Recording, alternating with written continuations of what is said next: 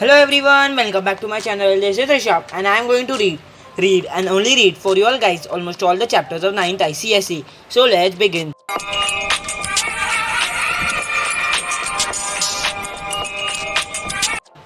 So today I am going to read chapter 1 Earth as a Planet from Total Geography. Let's start reading. I am going to read according to the scope of syllabus. In the earlier days, it was believed that the earth was the center of the universe and all the heavenly bodies of the universe were moving around it. However, today it is an accepted fact that earth is one of the 8 planets that move around the sun.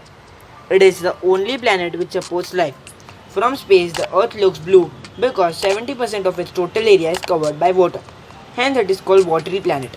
The family of the sun is called the solar system. The members of the solar system are at certain distance from the sun.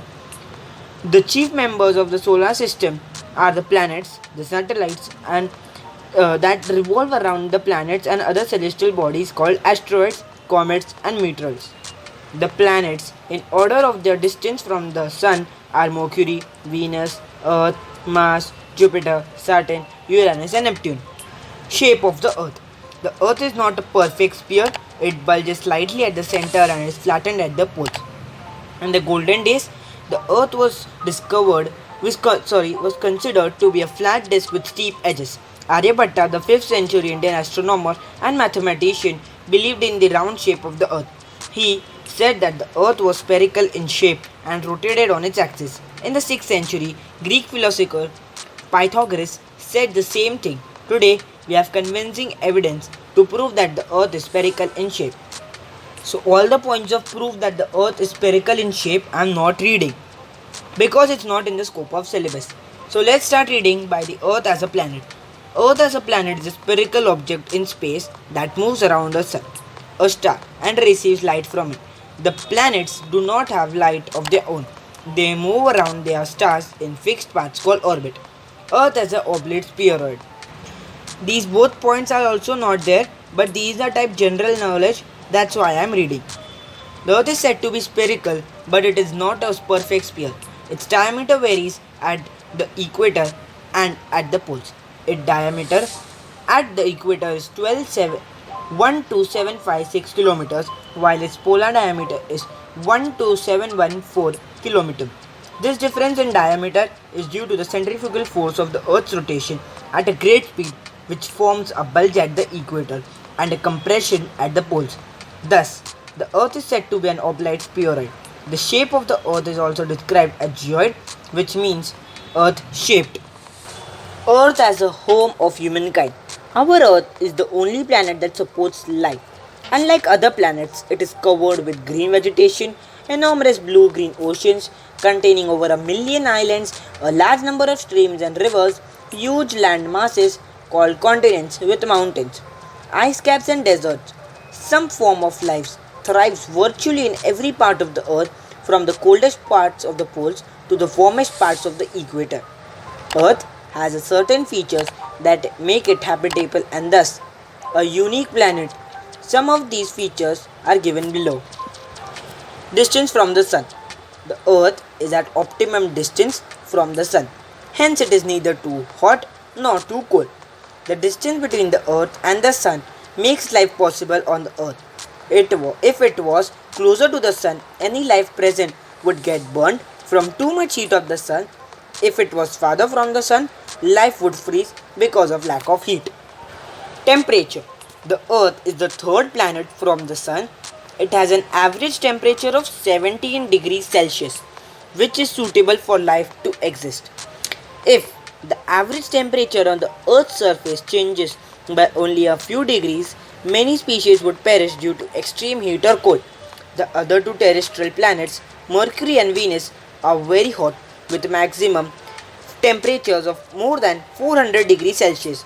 The remaining planets in the solar system are very cold with surface temperature below 0 degrees Celsius.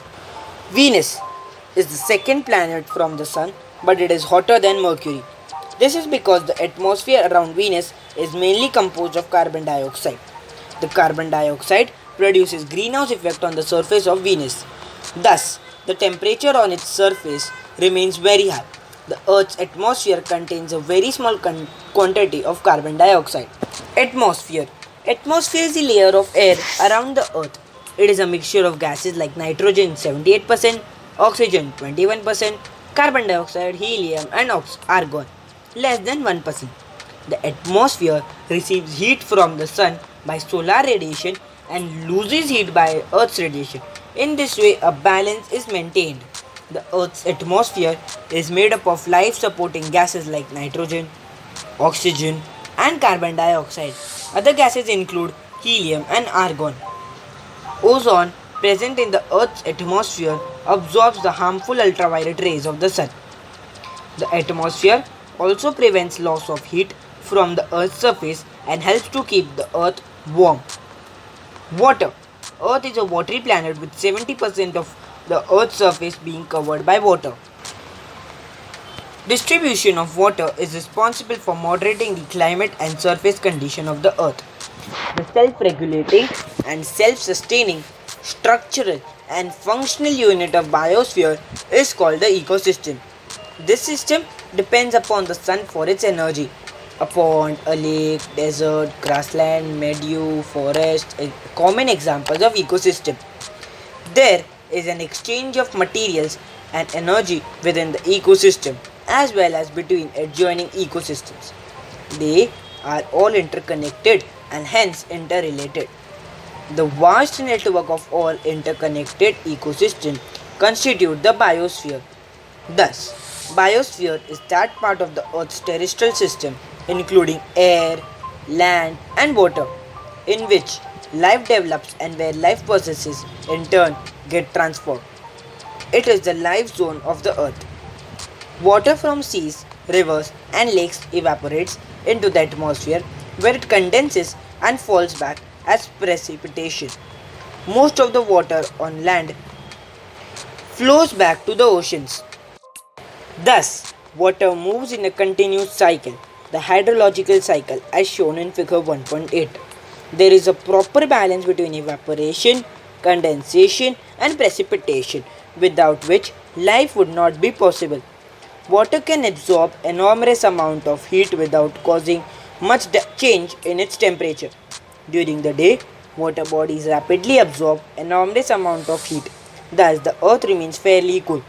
At night, the water bodies release vast amounts of heat that they absorb during the day, which along with other atmospheric effects keep most of the surface from freezing at night.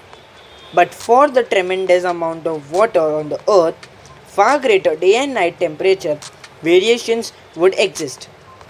Solid crust. Earth has a solid crust. Due to the weathering of the rocks, the surface of the earth has been formed which provides soil layer essential for supporting plant life.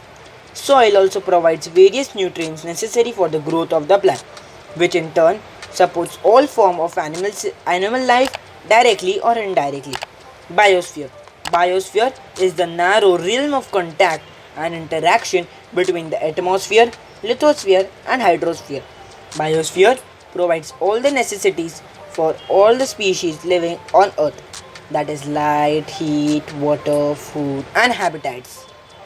Biosphere is a thin layer of approximately 15 km from the deepest ocean trench to the highest mountain peak. At the ground level, it extends to the depth of just 3 meters below and in ocean waters about 200 meters deep, where marine and freshwater life is found. Within the biosphere, life is found chiefly in two forms, the plant kingdom and the animal kingdom.